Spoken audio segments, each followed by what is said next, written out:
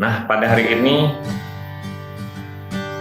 Kang Endang ingin berbagi ilmu pengetahuan dan pengalaman terkait bagaimana cara kita selaku masyarakat yang ingin berbisnis dengan cara meminjam melalui pinjaman yang berbasis elektronik. Nah, sekarang ini kan sangat mudah gitu ya.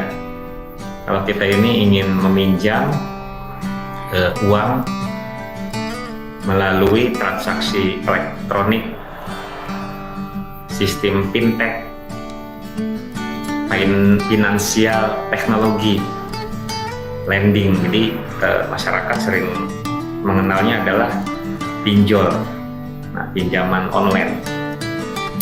Nah, bagaimana kiat-kiat masyarakat agar kita terhindar dari jeratan-jeratan pinjaman online yang ilegal?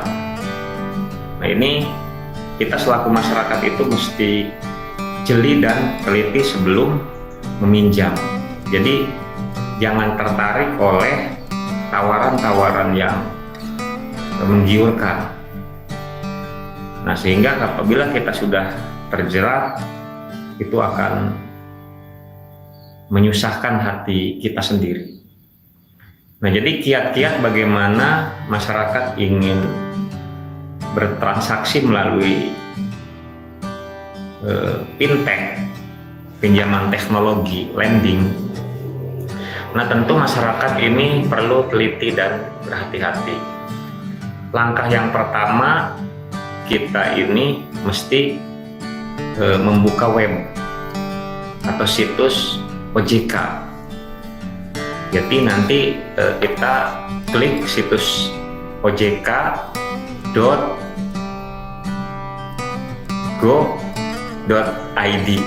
Jadi situsnya itu ojk.go.id.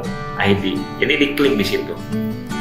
Nah, setelah kita ini meneliti di dalam situs OJK itu pinjol-pinjol mana yang legal, baru kita dapat menetapkan langkah kita ini untuk bertransaksi pinjam meminjam melalui sistem elektronik. Nah, di situ tentu sebelum meminjam kita itu harus teliti apa syarat-syarat yang ditentukan oleh pemberi pinjaman itu, tentang persyaratan apa yang harus disajikan, lalu jangka waktu pengembalian, termasuk potongan, administrasi, dan lain sebagainya, terus jumlah setoran, waktu setoran, lalu bunga yang ditentukan. Nah, kemudian setelah kita memahami bahwa secara aturan pinjol itu adalah legal dan terdaftar di OJK, lalu kita sudah memahami peraturan-peraturan yang dibuat oleh pemberi pinjaman itu, lalu kita bertransaksi melalui perjanjian yang sifatnya elektronik yang dapat mengikat kedua belah pihak. Nah, saya kira kalau kita teliti, kita akan aman dan nyaman. Kita ini akan terhindar dari tipuan-tipuan yang mengatasnamakan fintech, namun mereka merupakan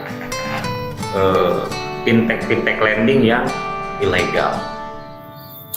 Nah, setelah itu baru kita bertransaksi. Menurut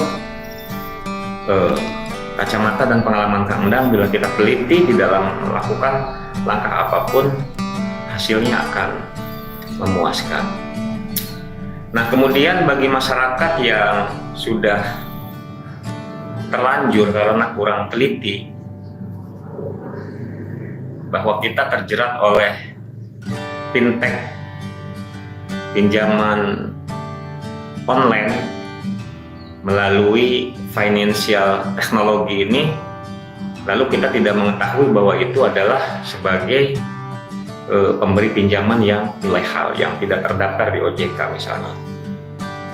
Nah, Kang Endang dalam hal ini lebih ingin memberikan ilmu pengetahuan kepada teman-teman semua, langkah apa yang harus dilakukan ketika kita ini sudah terjebak kepada pemberi pinjaman online yang ilegal, yang tidak tercatat di otoritas jasa keuangan.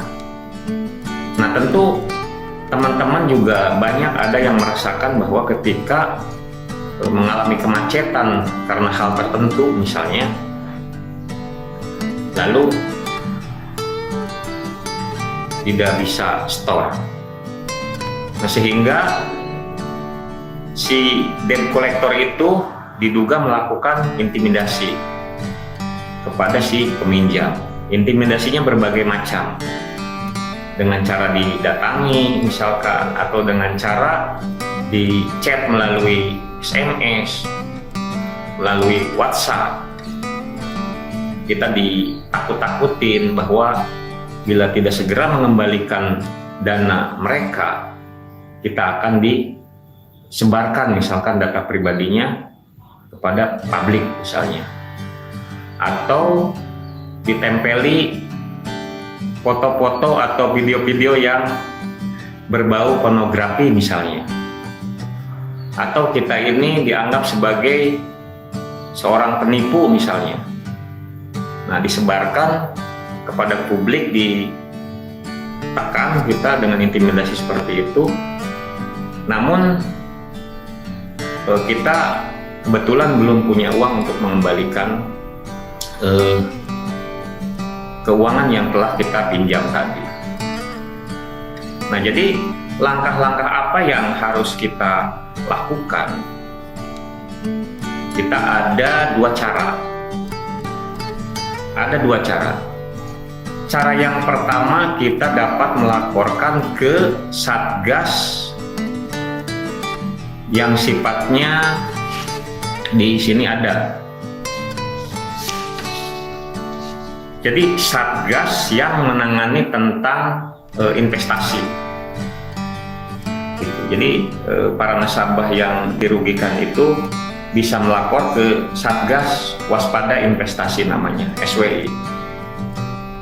Nah, kita itu bisa melalui situs SWI melaporkannya, juga bisa datang ke kantornya di Lapangan Banteng Timur nomor 2 sampai nomor 4 DKI. Nah, jadi SWI ini kerjasama antara OJK, Bank Indonesia, Bapepti, Kementerian Perdagangan, Badan Koordinasi Penanaman Modal BKPM, Kementerian UKM, Polri, Kejaksaan Agung, PPATK, dan Kementerian Informasi dan Komunikasi. Nah, ini gabungan. Jadi tujuannya melaporkan mereka pinjol-pinjol yang online itu agar SWI ini mengambil tindakan,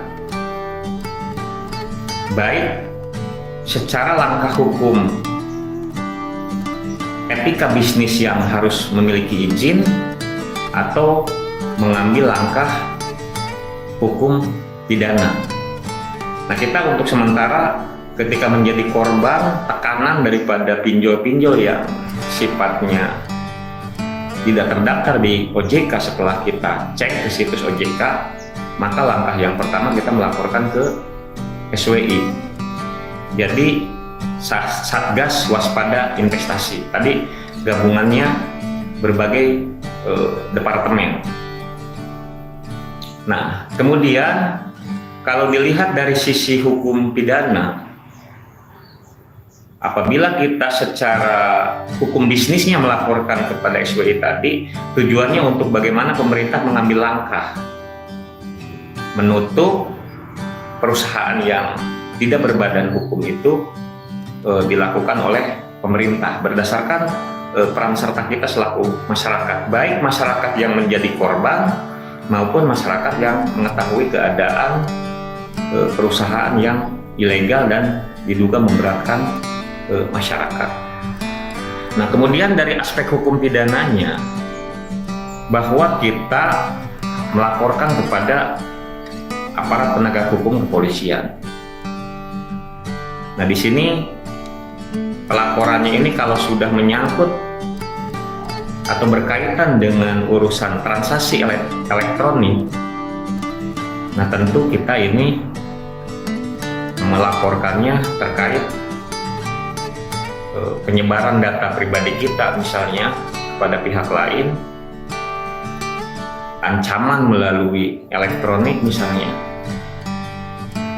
Jadi nanti diatur di dalam pasal yang terkandung di dalam Undang-Undang ITE, Undang-Undang Nomor 11 Tahun 2008, yang sebagaimana diubah menjadi Undang-Undang Nomor 19 Tahun 2016 tentang transaksi elektronik. Nah, kita bisa melaporkan cara yang kedua. Cara pertama tujuannya untuk bagaimana pemerintah bergerak cepat melalui SWD tadi untuk menutup operasi perusahaan pinjol yang diduga ilegal tadi. Yang kedua, menyangkut pribadi kita yang merasa dirugikan disebarkan datanya atau diintimidasi melalui telepon atau melalui didatangi. Nah, kita harus mengumpulkan bukti-bukti, baik bukti percakapan video call atau percakapan suara, itu bentuknya bisa direkam atau di screenshot, atau bisa kita save kata-kata yang sifatnya intimidasi dan ancaman itu. Kemudian ketika melaporkan kita ke aparat kepolisian ini sudah punya data untuk melaporkan lembaga keuangan pinjol tadi pada pihak aparat penegak hukum untuk diambil suatu tindakan hukum secara pidana. Nah, ini langkah yang kedua, itu melaporkan. Yang penting kita selaku masyarakat itu, baik yang sifatnya sebagai pebisnis, peminjam, ataupun masyarakat yang sifatnya mengontrol dan mengawasi, itu bisa melaporkan baik kepada Satgas Waspada Investasi maupun kepada kepolisian sebagai aparat penegak hukum yang menangani persoalan tindak pidana. Nah, kita selaku masyarakat untuk melaporkan korban daripada pengusaha yang berbasis online tadi ini harus mengumpulkan data. Jadi ketika melaporkan itu, yang dikumpulkan oleh kita itu pertama data ketika percakapan yang ada nada ancaman, tekanan, bisa direkam atau di screenshot, atau pesan singkat, chat WA, itu di screenshot data-data kita ini. Terus ketika ada disebarkan umpama di Facebook atau di jejaring sosial lain, teman-teman kita yang kenal umpama dikasih kiriman foto kita yang sifatnya nadanya menghina, mencemarkan nama baik, itu dikumpulkan.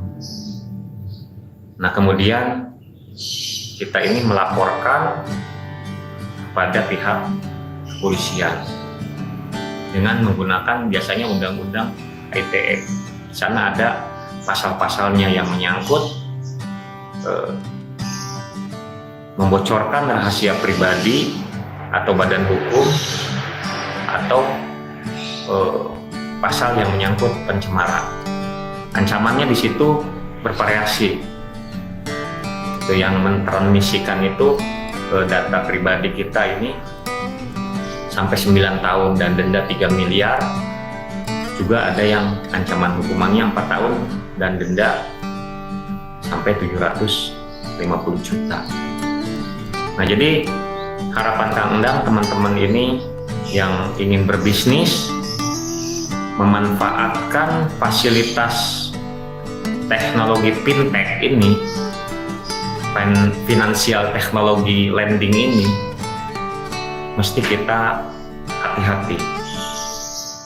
Kita jangan tergiur dengan tawaran-tawaran murah, tergiur dengan fasilitas mudah, namun kita tidak mengontrol bahwa pinjol-pinjol itu adalah legal dan tidak. Jadi langkah awal sekali lagi harus kita ngecek ke situs OJK, ojk.go.id. Nah, dicek dulu situsnya. Jadi pinjol-pinjol mana yang dianggap legal berdasarkan hukum. Insya Allah kalau yang legal ini tentu dia akan mengikuti tata cara apa yang diwajibkan oleh pemerintah ketika dia memberikan pinjaman kepada pihak lain. Meskipun ada persoalan hukum, itu akan mudah diselesaikan dan ditangani, baik dalam bentuk sengketa perdata umpama. Biasanya kan kalau menyangkut perjanjian pinjam meminjam itu cenderung kepada sengketa perdata, misalnya wan prestasi misalnya ingkar janji. Nah, tetapi ketika ada tindakan-tindakan yang sifatnya di luar daripada area hukum perdata, seperti tadi membocorkan data nasabah, disalahgunakan, mengintimidasi, itu sudah menjadi area hukum pidana. Jadi Kang Endang lebih ingin memberikan wawasan dan pengetahuan kepada teman-teman semua bahwa ketika kita menjadi korban pinjaman online yang diduga ilegal tadi, kemudian mengintimidasi kita dengan cara-cara yang bertentangan dengan hukum dan peraturan, maka saudara-saudara sekalian kumpulkan data dan melaporkannya kepada kepolisian agar segera ada langkah hukum. Jadi kita tidak boleh main hakim sendiri. Jadi teman-teman ngambil langkah hukum itu yang lebih tepat dan lebih taat kepada peraturan bahwa kita sebagai warga negara yang baik. Nah, demikian teman-teman ulasan dari Kang Endang pada pagi hari ini, semoga bermanfaat. Jadi jangan lupa like dan komen. Insya Allah Kang Endang akan membantu kesulitan teman-teman